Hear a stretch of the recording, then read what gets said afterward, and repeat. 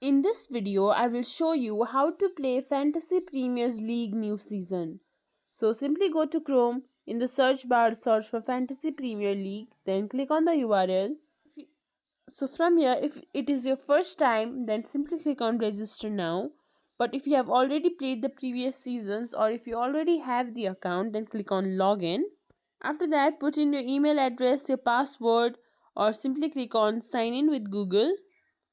Choose your account, then continue. After that, you will be logged into your account, or if you are registering, you will also be logged into your account. After that, you are on this home tab. You can simply click on pick your squad, or you can see the squad selection here. Simply click on anyone that you like. After that, choose your favorite club. From that, tick on the terms and conditions, then click on continue. After that, you can choose whether you will like help or not, then click on pick team.